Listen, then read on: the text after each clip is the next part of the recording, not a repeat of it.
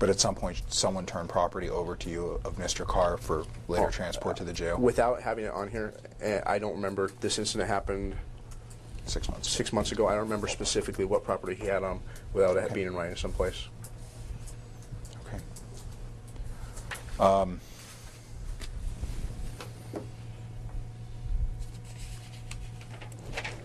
Describe for me the type of questions that you posed to Mr. Karr in the course of the interview. I believe they're all written here in my report. The questions? The questions I asked him during the interview. Would you say they were open-ended, calling for narrative form, or closed questions requiring specific answers? I would say they're open-ended, where he could give me the answer that he chose fit. No, it wasn't a yes or no question. Okay.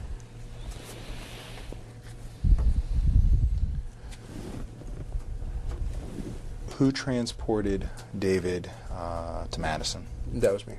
Okay. Was there anyone with you when you transported David? No. Was there any conversation between yourself and David during the transport? I don't remember if there was or not. Is that something that you would have noted? No, that's not something I would have noted in my report. Okay.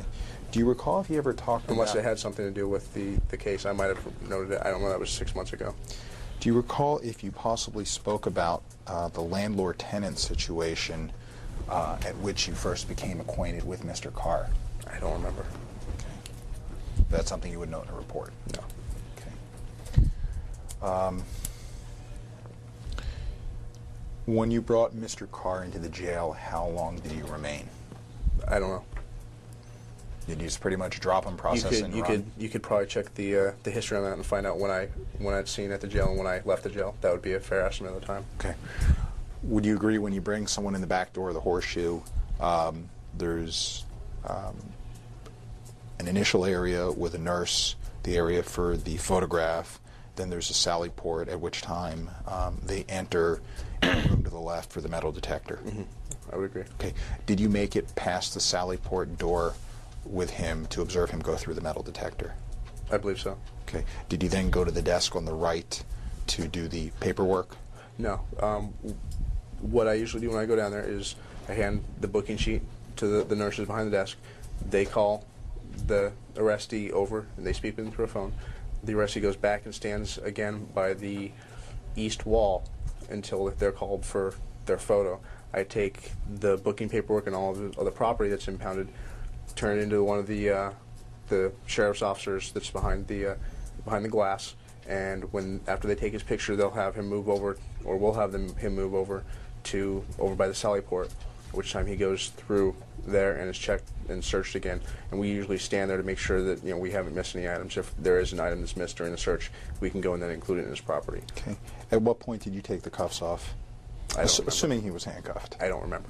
He was handcuffed when he was transported, as by our policy. Okay.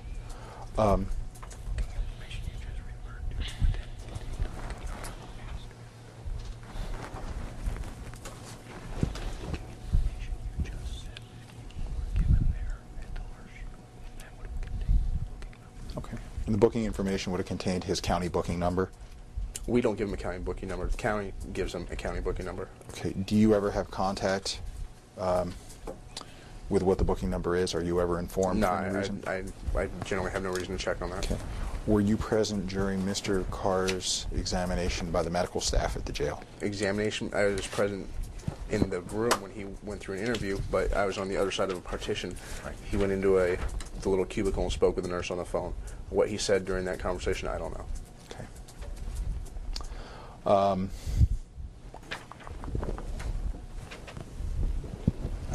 If you want to get in the record what it is. I don't think we need it on the record, but we got it now. 694303. Okay.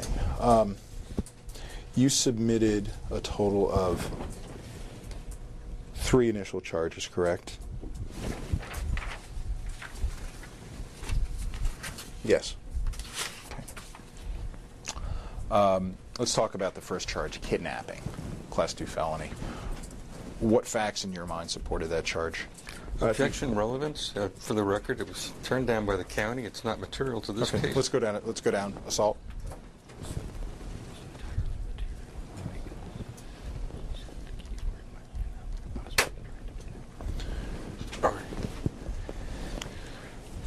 preserve it, or are you gonna? Or are you, Yeah, we're talking about disorderly and okay. imprisonment. Okay. We'll preserve it for the record at this point.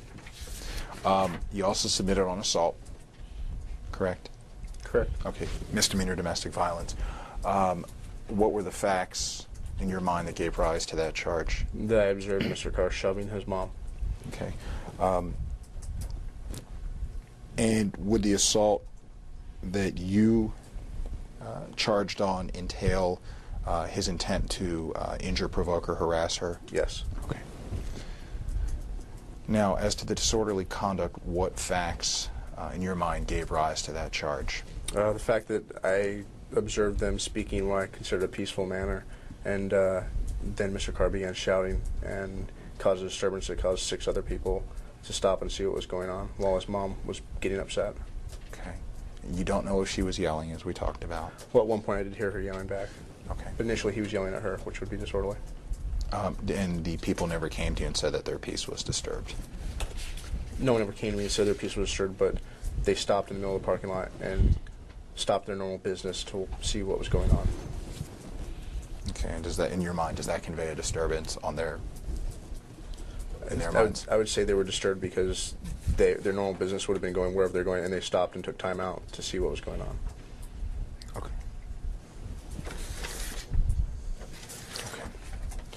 At some point you left the jail, Yes. went back to Peoria. Yes. About 10:15 at night, you were still out on patrol.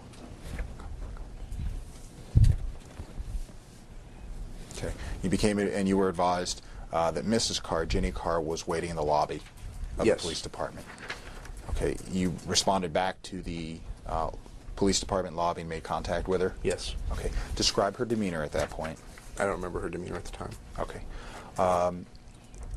Did she ask you for the booking number?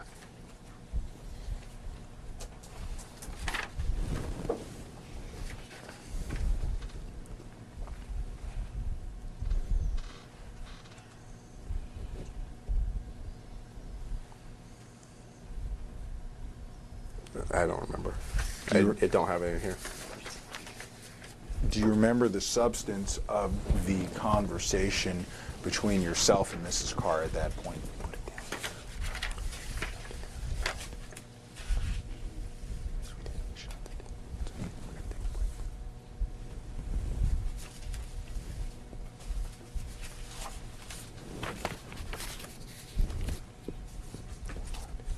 down.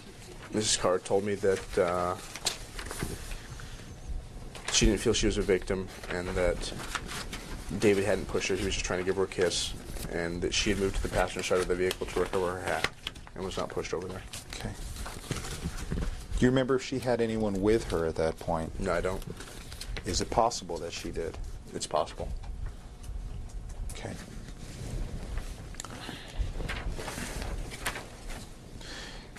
She told you that David had called her from the jail, correct?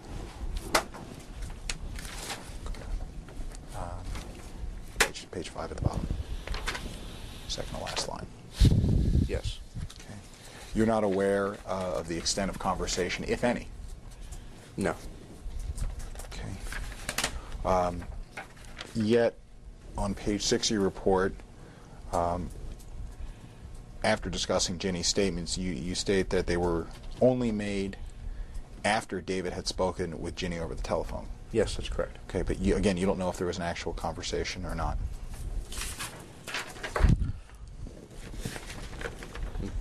David had called her from Madison Street Jail.